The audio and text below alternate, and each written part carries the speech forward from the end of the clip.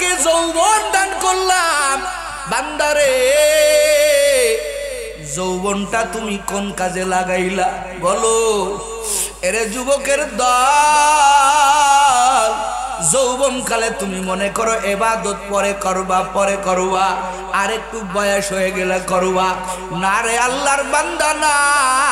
নবী আমার ভিন্ন হাদিসের মধ্যে বলেন, যারা যৌবন বয়সের কদর করবেন, আমার পয়গম্বর বলেন এই দুনিয়াতে 3 শ্রেণীর মানুষ থাকবে যারা দুনিয়াতে আমার মাওলার থেকে পেনশন পাবে। জোরে কন্যা সুবহানাল্লাহ। 1 নম্বর কারা বলে? যারা যৌবন বয়সে ইবাদত করে। কোন বয়সে? জোরে কন যৌবন বয়সে যারা ইবাদত করবে, এই আল্লাহর বান্দারা যখন বুড়া হয়ে যাবে, বুড়ি হয়ে যাবে, নবী আমার বলেন বুড়া বুড়ি বয়সে আল্লাহর বান্দা আগের মতো সুন্দর করে ওযু করতে পারে না, ঠিক মতো রুকু করতে পারে না, সিজদা করতে পারে না, নামাজটা পরিপূর্ণভাবে আদায় করতে অক্ষম। নবী আমার বলেন এই বান্দা এখন বুড়া হয়ে গেছে, বুড়ি হয়ে গেছে, কিন্তু যৌবন বয়সে ঠিক মতো আল্লাহর ইবাদত করেছে। নবী আমার বলেন এই বান্দা বৃদ্ধকালে যদিও অল্প অল্প করে ইবাদত করবে, আমার আল্লাহ যৌবন বয়সের ইবাদতের কারণে আমার আল্লাহ পুরা সওয়াব বান্দার বৃদ্ধকালে আমার আল্লাহ আমলনামায় যোগ করবে। কাদের জন্য? যারা যৌবনে ইবাদতের মাধ্যমে নিজের জীবনটা কাজে লাগাবে। কোন বয়সে? কতক্ষণ কোন বয়সে? যৌবন। নবী আমার বলেন আল্লাহর থেকে আরো 2 শ্রেণীর মানুষ পেনশন পাবে। যদিও ইবাদত কম করবে কিন্তু আল্লাহ কমের সওয়াব দিবেন না, আল্লাহ পরিপূর্ণ সওয়াব দান করবেন। 2 নম্বরে কারা বলে? ওই বান্দারা যারা সুস্থ অবস্থায় ইবাদত করছে। কোন অবস্থায়? জোরে কোন সুস্থ অবস্থায়। যারা সুস্থ অবস্থায় আল্লাহর ইবাদত করেছে, সুস্থ অবস্থায় আল্লাহ পাকের ইবাদত করে করে কাটাইছেন, এই আল্লাহর বান্দারা যখন অসুস্থ হয়ে যাবে, আল্লাহর বান্দা বসে নামাজ পড়ে, আল্লাহর বান্দা শুয়ে নামাজ পড়ে, আমার আল্লাহ বলে রে ফেরেশতা, আমার বান্দা সুস্থ অবস্থায় ঠিক মতো ইবাদত করেছেন, আমার বান্দা এখন অসুস্থ, ও যেমনি ইবাদত করুক না কেন ওর আমলনামায় পুরা ইবাদতের সওয়াব দান করে দে। हर गोरी देखने को तू तैयार है, जो ना मंगे उससे तू बेजार है, या इलाही मुझसे मुझको दूर कर, ताकि देखो मुझ में तुझको एक नजर। जोरे कनेक्ट अल्लाहु আকবার। ओ যুবক, এই জন্য তোমার অসুস্থতা আসার আগে সুস্থতার কদর করো। বৃদ্ধকাল আসার আগে রে যুবক, তোমার যৌবনকাল তুমি কদর করো। ও আল্লাহর বান্দারা, নবী আমার বলেন আর একটা শ্রেণীর মানুষও আল্লাহর থেকে পেনশন পাবে, কাজ করবে অল্প, কাজ নাই, চাকরি নাই। সরকারি চাকরিজীবীরা পেনশন পায় রিটায়ার্ডের পরে, তারপরেও সরকার থেকে ভাতা পায় কি পায় না? কথা কয় না কে? যারা চাকরি করে তারা পায়, যারা করে না তারা পায়। কথা কন না কে? আল্লাহ কয়, নবী আমার বলেন আল্লাহর থেকে 3 শ্রেণীর মানুষেরা পেনশন পাবে, রিটায়ার্ডের পরেও তারা সওয়াব পাইতে থাকবে। 3 নম্বরে কারা বলে? ওই মুসাফির, যেই ব্যক্তি মুকিম অবস্থায়, যেই ব্যক্তি বাড়ি থাকা অবস্থায় ঠিক মতো নামাজ আদায় করে। এই আল্লাহর বান্দা যখন হিজরত করে, যখন কোথাও সফরে যায়, সফর অবস্থায় এই আল্লাহর বান্দা তো এখন মাজুর, এই বান্দা নামাজ পড়বে 2 রাকাত। এই বান্দা জুমার দিনে যদি বান্দা কসর করে, জুমার দিনে বান্দা জোহরের নামাজে যদি কসর করে, আসরের নামাজে যদি কসর করে, এই বান্দা যদি রোজার মাসে বান্দা মুসাফির হয়, বান্দা মুকিম অবস্থায় একটা রোজা ছাড়ে নাই, কিন্তু বান্দা মুসাফির অবস্থায় রোজা ছেড়ে দিল, অসুস্থ হয়ে যাবে, কষ্ট করে বিশাল দূরে সফর করতে পারবে না। আমার আল্লাহ কয় যেহেতু আমার বান্দা বাড়ি থাকা অবস্থায় একটা ইবাদত ছাড়ে নাই, ও ফেরেশতারা আমার বান্দা মুসাফির হয়ে গেল, কিন্তু আমার বান্দার সওয়াব কম দিবি না, আমার বান্দার পরিপূর্ণ সওয়াব বান্দার আমলনামায় ঢোকায়া দাও। এই জন্য বাবা যৌবনের কদর করো, তোমার জীবনের কদর করে রে বাবা।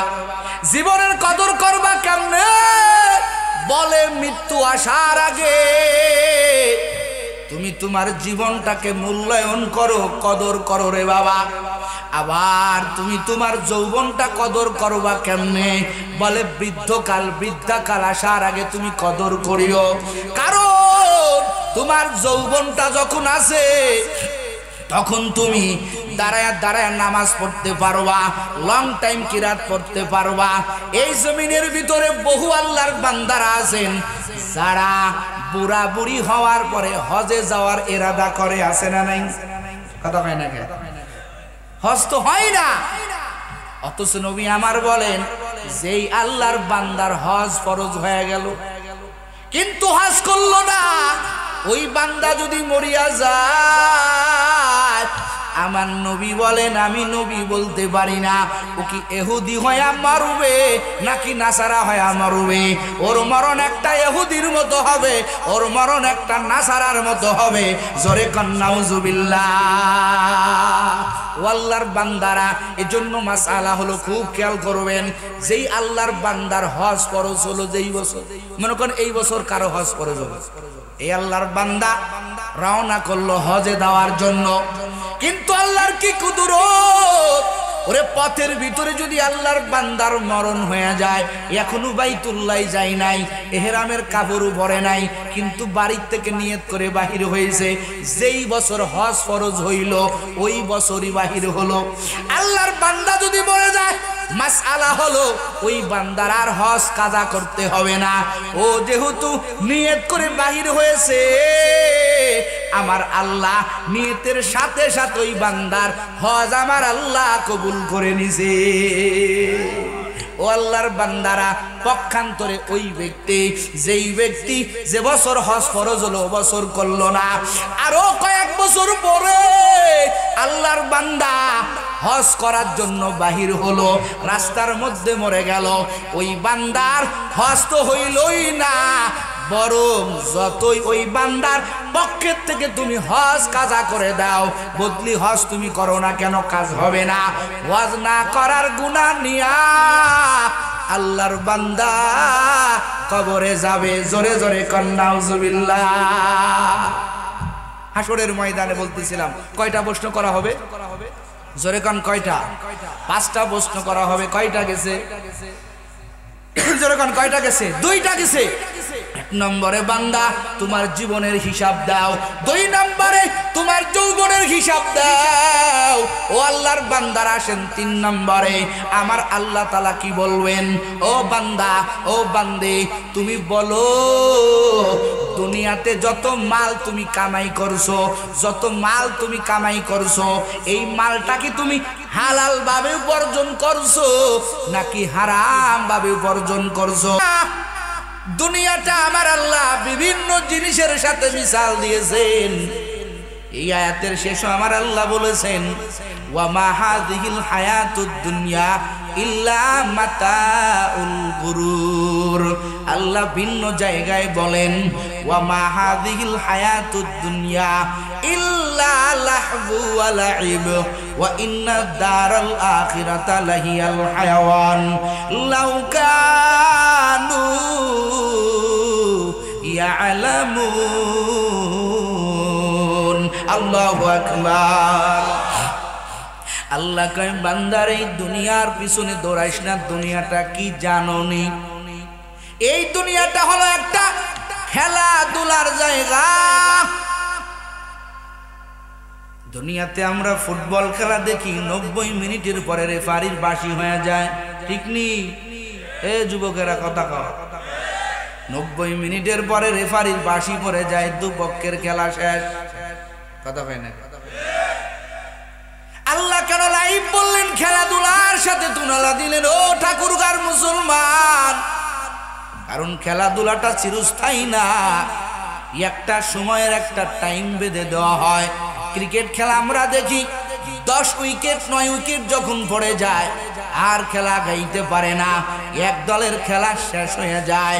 ও যুবক, আল্লাহ কয় বান্দা তোরে আমি দুনিয়াতে পাঠায়া দিলাম, ওরে বান্দা তোর হায়াতের যখন টিকিট পড়ে যাবে, উইকেট যখন পড়ে যাবে, তুই একটা সেকেন্ড তো থাকতে পারবি না।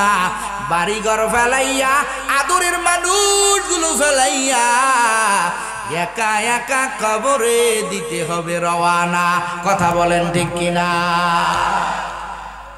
আমাদের দুনিয়ার সব মোহ, সব মোহাব্বত একটা চিন্তায় আমাদের ব্রেক করে দেয়। বলে চিন্তাটা কি?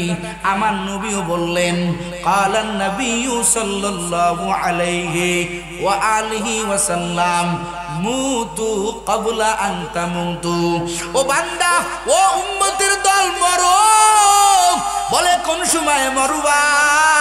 বলে তোমার মরণ আসার আগে কল্পনার মাধ্যমে মরো। কিসের মাধ্যমে? কল্পনায়। চক্ষু বন্ধ করে তুমি কত মানুষের লাশ তোমার চেহারায় ভেসে আসে। সভাপতি সাহেব কেঁদেই ফেললো, বাবা নাই। এখন যদি বলি সভাপতি সাহেব আপনার বাবার দিন কাফনের কাফা, আপনার বাবার ইন্তেকালের দিন কাফনের কাপড়ে মোড়াইয়া কেমন দেখা গেছিল, চক্ষু বন্ধ করবে, দুটো চোখের পানি ছেড়ে দিয়া কান্না করবে। কারণ কি? কারণ কি? বলে মরণের চিন্তা করলে মানুষের হৃদয় গলে না শক্ত হয়? কথা বল না কে? গলে যায়, নরম হয়ে যায়। ওইভাবে আপনি আপনার বাবার জায়গা, মায়ের জায়গা, ও ঠাকুরগার মুসলমান, আপনার বাবার জায়গা, আপনার মায়ের জায়গা একটু আপনার শুয়াইয়া দেন। ওরে আমি শুইলে, আমার কাফনের কাপড় পরাইলে, আমার কলিজার টুকরা সন্তানগুলো কাঁদবে। ওই পরিস্থিতি দেখলে কেমন দেখা যাবে?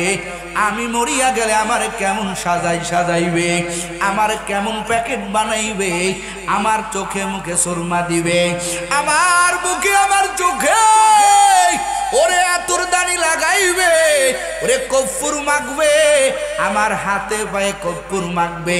একটু চিন্তা করো। বলে আমার নবী ভিন্ন হাদিসের মধ্যে বলেন, আকসিরু যিকরা হাযিমিল লাযাতিল মাউত। বলে ওই মৃত্যুর কথা বেশি বেশি স্মরণ করো রে যুবক। নবী আমার বলেন, যেই মৃত্যুর কথা স্মরণ করলে দুনিয়ার সমস্ত চাহিদা, দুনিয়ার সমস্ত যৌগ সব মুহূর্তের মধ্যে বিলীন হয়ে যায়, পানি হয়ে যায়। এজন্যই বুজুর্গরা, এজন্যই যারা আল্লাহওয়ালা, এরা প্রতিদিন কমপক্ষে অনেকবার নিজের মৃত্যুর খাটে শুয়ায়, যাতে দুনিয়ার মোহ, দুনিয়ার সৌন্দর্য তার দিলের মধ্যে বাসা না বাঁধতে পারে। কথা কন ঠিক কিনা? আমাদের অভাব এটা। ও আল্লাহর বান্দারা, ও যুবক, হয়তো আগে অনেক গরম কথা হয়েছে রে বাবা, আমি আপনাদের গরম করতে চাই না, একটু নরম করে কান্না করে মুনাজাত দিয়ে বাড়ি যেতে চাই। ও আল্লাহর বান্দারা, যুবক, একটু মাঝে মাঝে বালিশের সাথে মাথা লাগায় চিন্তা করবি। উলামায়ে কেরাম তোদেরকে নিয়ে যেই কথাগুলো বলে, তোদের মোহাব্বতে ক্ষুধার কসম খানা নাই, ঘুম নাই, প্রতিদিন 200-300 কিলোমিটার সফর, রোজার আগ পর্যন্ত কোনো একটা দিন খালি নাই। এমন দিন আছে 2টা প্রোগ্রাম, 3টা প্রোগ্রাম। একমাত্র আল্লাহ পাকের কুদরত, আল্লাহ পাক দয়া করে মায়া করে আমাদেরকে সুস্থ রাখছে। মাঝে মাঝে চিন্তা করি, মুসাফির হালাতে ঘুরি, জামাতে নামাজ পড়তে পারি না, 2 রাকাত পরে পরে আগাইতে লাগে। মাঝে মাঝে হোক তো কেমন যেন শেষও হয়ে যায়। এত কষ্ট করে করে ঘুরি, কিন্তু মাঝে মাঝে চিন্তা করি, হায় রে, এক এক জায়গায় বয়ানে হাজার হাজার কলিজার যুবকেরা বয়ান শুনে চোখে পানি আসে, কান্না করে, বলে হুজুর রাত শেষে বয়ান করেন, আপনি আপনার বয়ান শুনে দাড়িটা লম্বা করলাম, আপনার কথাগুলো শুনিয়া হুজুর আজকে 5 বেলার নামাজ ধরলাম। মাঝে মাঝে একটাই কল্পনা করে হেসে দেই, কষ্ট যা হয় হোক, হাসরের ময়দানে আমার আল্লাহ যদি কোনো কারণে আমার জাহান্নামে ডাক দেয়, আর আমার একজন বয়ান শুনে একজন যদি জান্নাতে যায়, ওর হাতটা পারিয়া ধরিয়া বলবো, যুবক রে আমার বয়ান শুনিয়া তুই দাঁড়িয়ে রাইখা নামাজ পড়ে আল্লাহর বন্ধু হয়ে জান্নাতে যাও। ওরে আমি তোর পিছনে কি পরিমাণ কষ্ট করেছিলাম, কত দূর থেকে আইসা তোকে কোরআনের কথা শুনাইছিলাম, আমারে ফেলাইয়া যাইও না। এতটুকু নেশার আশা নিয়া আপনাদের দাঁড়ে দাঁড়ে ঘুরতেছি, জোরে কোন ঠিক কিনা? ও আল্লাহর বান্দারা, ও যুবক, এই জন্য বাবারা দিলটা নরম করার বড় একটা মেডিসিন হলো তুমি দুনিয়াতে বেশি বেশি মৃত্যুর কথা স্মরণ করো। আর একটা কথা নবী বলেছেন, ওয়াহাসাবু ক্বাবলা আন তুহাসিবু, আমার জীবনের হিসাব আমার কাছে, আপনার জীবনের হিসাব আপনার কাছে, যার যার হিসাবের ব্যাপার তার তার কাছে। আমার কি কামাই, আপনার কি কামাই। নবী আমার বলেন মৃত্যুর কথাও স্মরণ করিও মরার আগে। ওরে তোমার হাসরের ময়দানে যাইয়া আল্লাহর দরবারে তোমাকে সাক্ষী দিতে হবে, আল্লাহর দরবারে তোমাকে হিসাব দিতে হবে। ওই হিসাবের আগে প্রতিদিন তুমি তোমার হিসাব করিও। ও যুবক, আজকে সারা দিন কয়টা ভালো কাজ করছো, কয় বেলার নামাজ পড়ছো, আজকে কয়টা গুনাহের কাজ করেছো। ঘুমের আগে বালিশের সাথে মাথা লাগাইয়া চিন্তা করবেন, দিল নামক কম্পিউটার জবাব দিয়ে দিবে, ও আল্লাহর বান্দা, ও নাইমুজ্জামান, তুমি কি কি ভালো কাজ করেছো। দেখবা তোমার মনের কম্পিউটার তোমাকে টাস টাস করে বলে দিচ্ছে, কথা কন ঠিক কিনা? হাসরের ময়দানে আমাদের হিসাব দেওয়া লাগবে কি লাগবে? জোরে খান লাগবে কি লাগবে? এ চিন্তা কি আছে? চিন্তা নাই। চিন্তা করে দেখো না কবরে কি যাইবা না। ও মুমিন, চিন্তা করে দেখো না কবরে কি যাইবা না। ওই কবরে আল্লাহ সারা বন্ধু কারো পাইবা না। ওই কবরে আল্লাহ সারা বন্ধু কারো পাইবা না। চিন্তা করে দেখো না কবরে কি যাইবা না। চিন্তা করে দেখো না কবরে কি যাইবা না। দিলে ভরা অহংকার, চিনো না ওই খুদার ঘর, ঠিক কিনা? দিলে ভরা অহংকার, চিনো না ওই খুদার ঘর। নামাজের লাগিয়া কি তোমার মোটেও মায়া লাগে না? নামাজের লাগিয়া তোমার মোটেও মায়া লাগে না। চিন্তা করে দেখো না কবরে কি যাইবা না।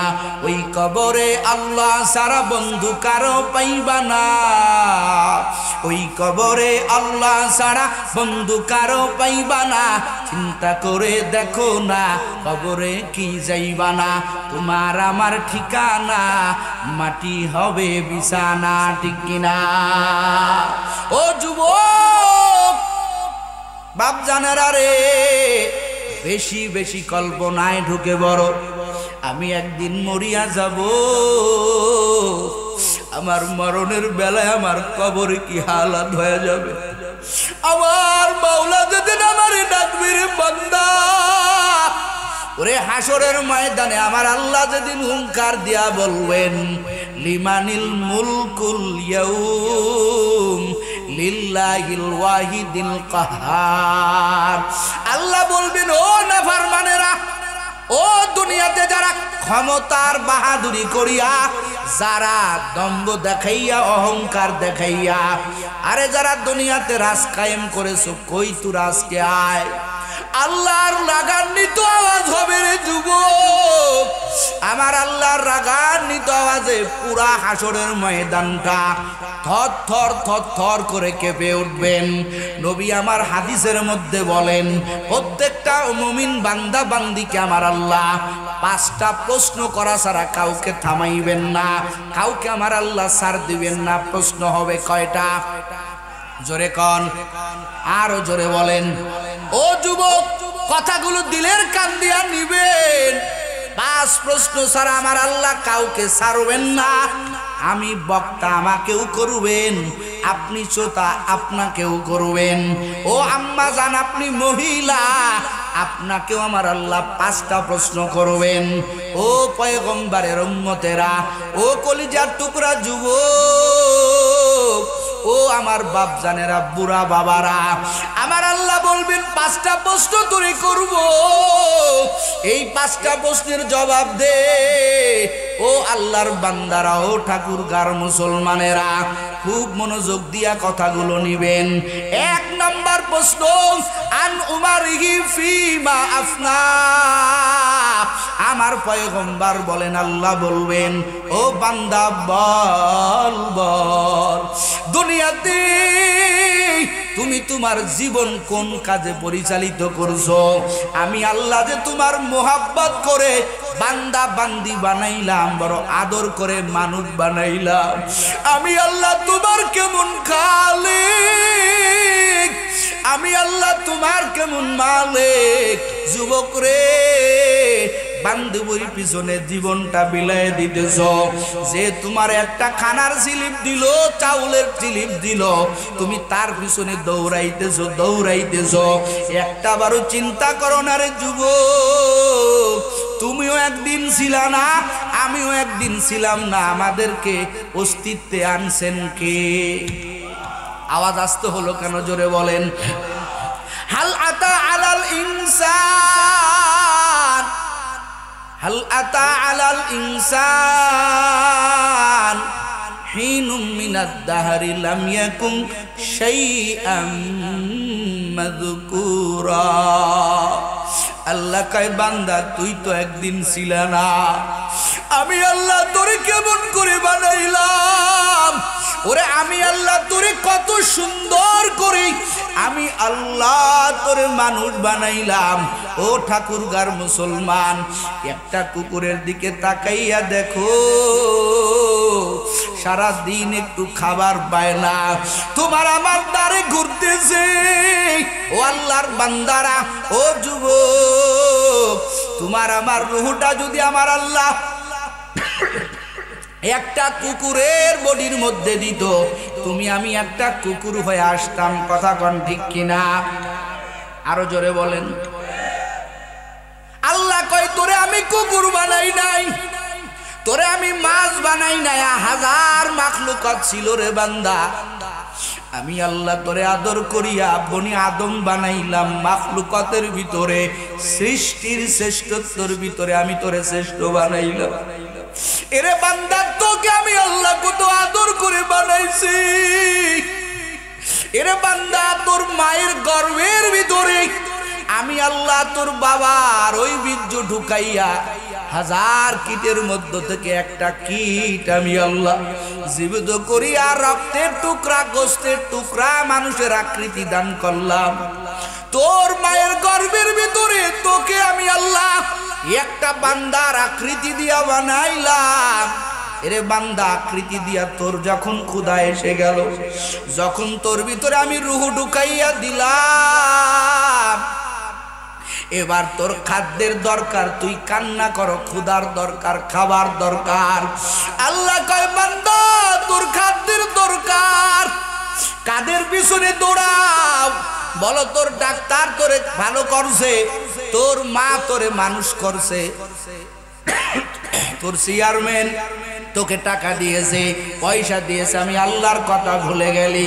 তোর মায়ের গর্ভের মধ্যে তুই যখন ছিলি, আমি আল্লাহ কত সুন্দর করে ফি কারারিম মাকিন এরে বান্দা, এত সুন্দর একটা প্যাকেটের মধ্যে আমি আল্লাহ তোরে এত সুন্দর করে আমি আল্লাহ প্যাকেটের ভিতরে রাখলাম, কোনো একটা জীবাণু প্রবেশ করতে পারবে না, তোকে হামলা দিতে পারবে না।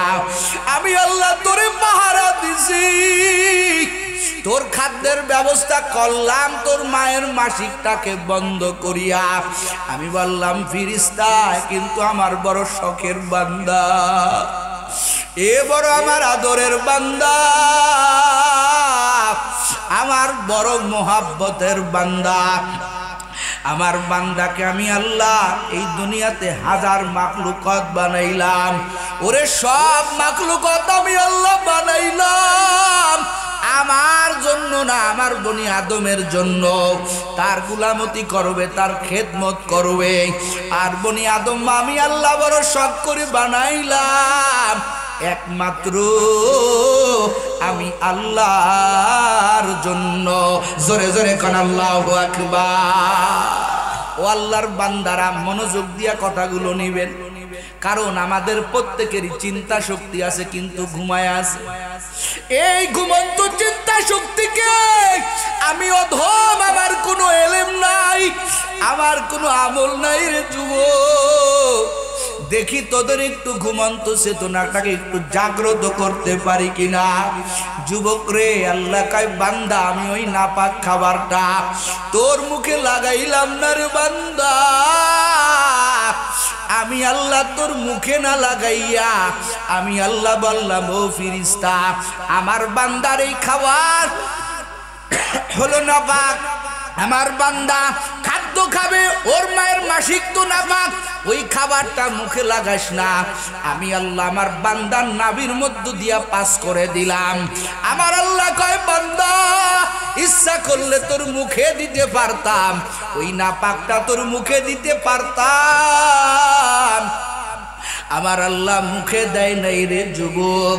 আমার আল্লাহ কয় ওই খাবারটা তোর নাভির মধ্য দিয়া তোর মুখটা আমি আল্লাহ সুন্দর করে কুদরতি হাত লাগাইয়া আমি আল্লাহ বানাইছি।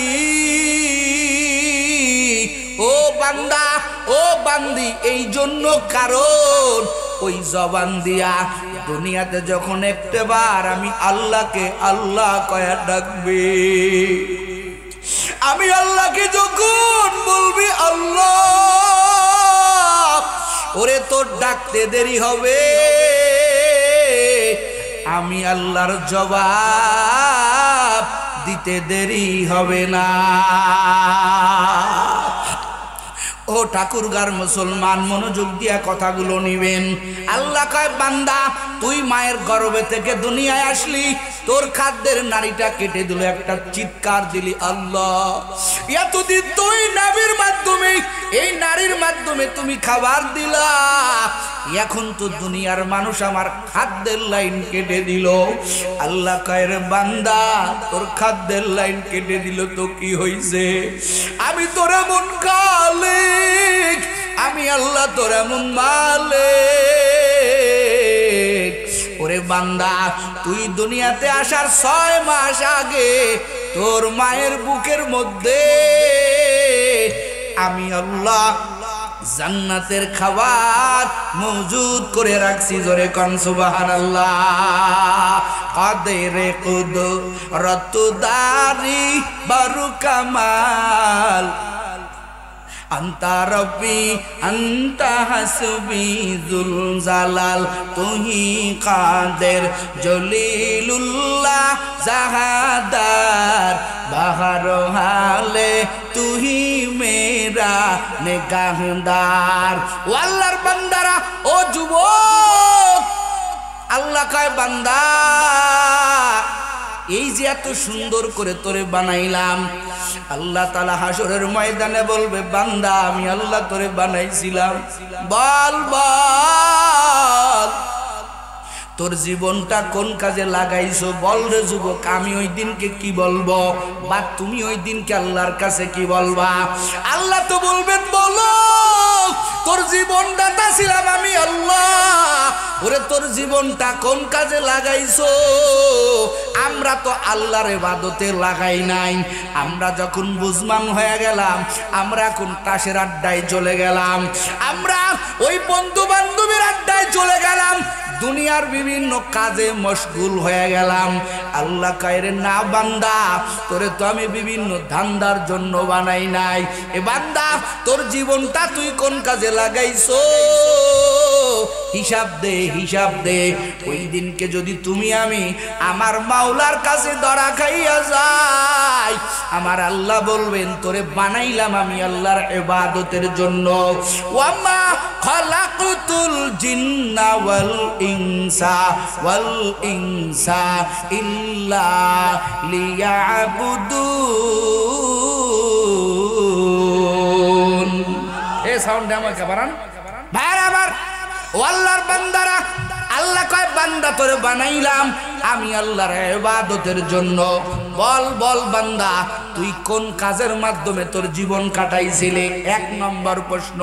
এই প্রশ্নটা আপনাকেও করবে, আমাকেও করবে রে বাবা। ও আল্লাহর বান্দারা,